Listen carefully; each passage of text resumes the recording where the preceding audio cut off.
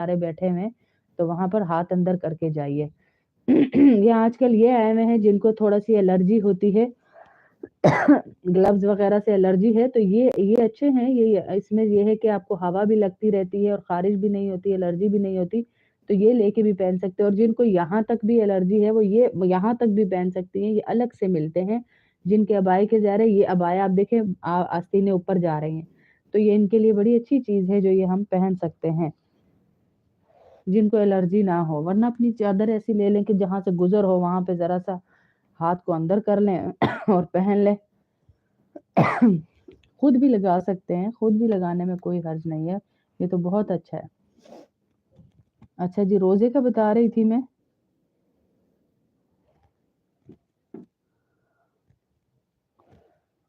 हुज़ूर अकरम सल्लल्लाहु अलैहि वसल्लम ने इरशाद फरमाया कि जिस शख्स ने एक दिन का रोज़ा अल्लाह ताला की रज़ामंदी हासिल करने के लिए रखा, जी मैंने आमना लिख लिया सीमा बहन, जिस शख्स ने एक रोज़ा भी अल्लाह की रज़ामंदी के लिए रखा, अब उसका अजर सुने ज़रा कितना है, हैं? उसका अजर सुनिए, जिस शख्स ने भी एक भी रोज़ा अल्लाह की रज़ामंदी के लिए रखा, अल्लाह ताला इसको दोज़ख से इस कदर दूर रखेंगे, जिस कदर कौवा अपनी इब्तिदाई उम्र में बूढ़ा होकर मरने तक उड़ान में मुसाफत भरता है। कौवे की उम्र तवील होती है, कहा गया 1000 बरस की होती है। इससे अंदाज़ा लगाया जा सकता है किस कदर अल्लाह जहन्नुम से उसको दूर कर देंगे, दोज़ख की आग से दूर कर देंगे।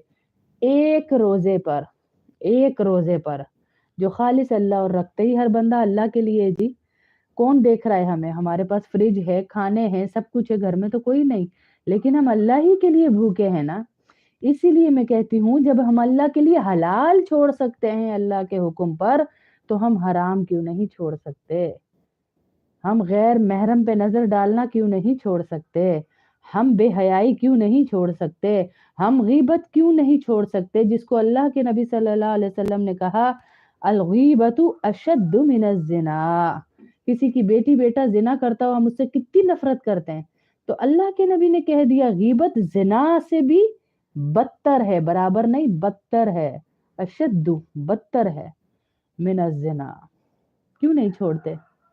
अरे अच्छी तो बहुत है लेकिन उसमें ये खामी है, अच्छी तो बहुत है लेकिन उसमें ये बुराई है, मतलब मुझे बुराई मिल नहीं रही तो मैंने ये लफ्ज़ भी साथ लगा दिया। हाय हाय! कहाँ चले गए जी? किधर जा रहे हैं हम लोग? बहुत दूर निकल गए हम लोग, तो अल्लाह हमें बचाए। और हुज़ूर अकरम सल्लल्लाहु अलैहि वसल्लम ने फरमाया कि जो शख्स रमज़ान के रोज़े रखे, अल्लाह पर ईमान रखते हुए इसके हुक्म का इम्तिसाल, हुक्म की इब्तिदा करते हुए इसके गुज़श्ता साल के सारे गुनाह बख्श दिए जाते हैं। अल्लाहु अकबर कबीरा, हैं?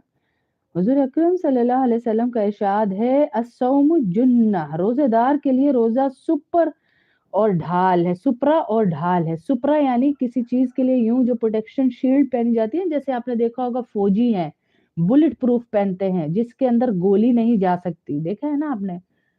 जैकेट होती है एक बुलेट प्रूफ, वो पहनते हैं, जो हमारे उलमाए कराम भी पहनते हैं, वो वाली जैकेटें, ये ढाल है रोज़ा।